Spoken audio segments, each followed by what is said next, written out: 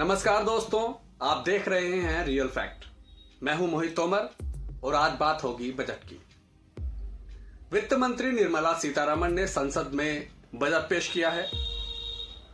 किस तरह का यह बजट है, क्या इस बजट के प्रावधान हैं, देश के किस वर्ग को इस बजट से क्या मिलेगा और क्या यह बजट देश की जनता की उम्मीदों पर खरा उतर पाया, ये तमाम बातें आज इस चर्चा के दौरान आप जानेंगे। तो सबसे पहले आपको यह बताते हैं कि इस बजट में किस वर्ग को क्या मिला है और किस किस्म का ये बजट है। तो सबसे बड़ी जो राहत मोदी सरकार ने दी है वो इनकम टैक्स को लेकर है। इनकम टैक्स की जो सीमा है उसको बढ़ाकर 12 लाख कर दिया गया है। मतलब अब 12 लाख की आय पर इनकम टैक्स नहीं देना होगा। इस कदम को बड़ी राहत कहा जा सकता है देश के मध्य वर्ग के लिए। यानी अब आप अगर एक महीने में 1 लाख रुपए भी कमाते हैं तो आप टैक्स के दायरे से बाहर हो जाएंगे। इसके अलावा इनकम टैक्स को लेकर जो अलग प्रावधान किया गया है वो ये कि अब 4 साल का जो इनकम टैक्स है उसका रिटर्न एक साथ भरा जा सकेगा। इसके अलावा इनकम टैक्स की जो नई पॉलिसी है उसको लेकर मोदी सरकार अगले हफ्ते बिल लेकर आने वाली है। तो इनकम टैक्स को लेकर जुड़े जो प्रावधान थे वो हमने आपको बताए। इसके अलावा क्या बड़े प्रावधान इस बजट में किए गए हैं वो भी सिलसिलेवार तरीके से एक एक करके हम आपको बताते हैं। उसके बाद ये भी बताएंगे कि ये बजट जनता की उम्मीदों पर कितना खरा उतरेगा या नहीं। इस बजट का देश की अर्थव्यवस्था पर क्या असर होगा और जो मार्केट के एक्सपर्ट हैं, जो अर्थशास्त्री हैं, वो इस बजट को किस नजरिए से देख रहे हैं। हेल्थ से जुड़े कई प्रावधान इस बजट में किए गए हैं। मेडिकल उपकरणों और कैंसर की दवाइयों में छूट का ऐलान किया गया है। अब ये दवाइयां सस्ती हो जाएंगी। इसके अलावा 36 ऐसी जो जीवन रक्षक दवाएं हैं उनको पूरी तरह से टैक्स फ्री कर दिया गया है। इन दवाओं पर अब कोई टैक्स नहीं लगेगा, जिसकी वजह से दवाइयां सस्ते में उपलब्ध होंगी। और क्योंकि ये जीवन रक्षक दवाइयां हैं तो इसकी राहत, बड़ी राहत उन मरीजों को मिलेगी जो किसी गंभीर बीमारी से जूझ रहे हैं और जो अपनी बीमारी के इलाज के लिए लंबे समय तक जिनको दवाइयां खानी पड़ती हैं, दवाइयों का सेवन करना पड़ता है, उन मरीजों को बड़ी राहत के तौर पर इस कदम को देखा जा सकता है। इसके अलावा कैंसर से जुड़े मरीजों के लिए एक नई सौगात ये भी होगी कि देश में 200 डे केयर कैंसर सेंटर बनाए जाएंगे। ये ऐलान वित्त मंत्री निर्मला सीतारमण ने बजट पेश करने के दौरान किया। इसके अलावा मेडिकल एजुकेशन को लेकर भी कई तरह के प्रावधान किए गए हैं, कई बड़े ऐलान किए गए हैं, कई सौगात दी गई हैं। तो मेडिकल एजुकेशन में अगले 5 साल में 75,000 सीटें बढ़ाने का ऐलान मोदी सरकार ने किया है। देश में 23 आईआईटी में 6,500 नई सीटें बढ़ाई जाएंगी। इसके अलावा मेडिकल कॉलेजों में 10,000 सीटें बढ़ाने का ऐलान किया गया है। पटना आईआईटी में होटल सुविधाएं जोड़ी जाएंगी, ये भी ऐलान हुआ है। इसके अलावा युवा वर्ग के लिए क्या प्रावधान इस बजट में किए गए हैं, क्या सौगात युवा वर्ग को दी है, अब ये जान लीजिए। तो स्टार्टअप के लिए लोन की जो सीमा है उसको 10 करोड़ से बढ़ाकर 20 करोड़ कर दिया गया है।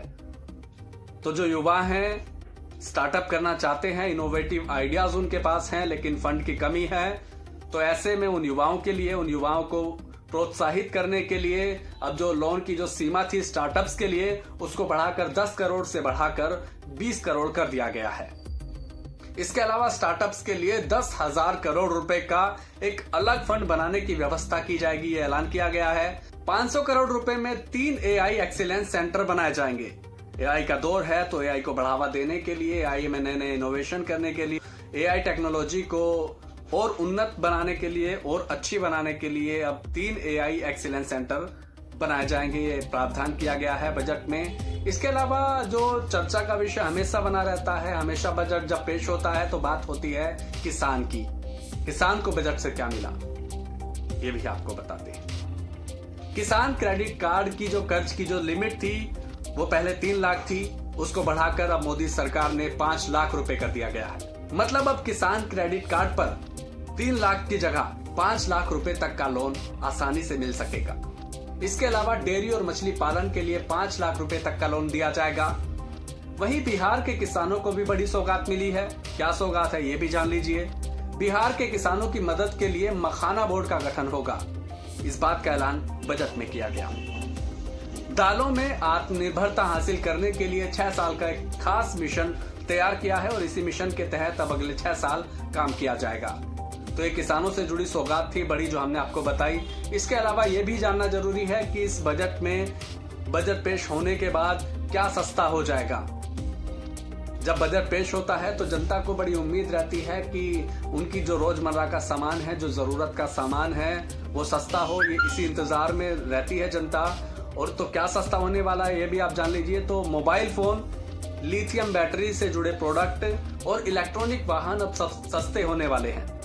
एलईडी एलसीडी टीवी सस्ते हो जाएंगे। इसके अलावा जो कस्टम ड्यूटी थी इन उत्पादों पर लगती थी, इलेक्ट्रॉनिक उत्पादों पर, उसको घटा दिया गया है। 2.5% घटाया है मोदी सरकार ने कस्टम ड्यूटी को।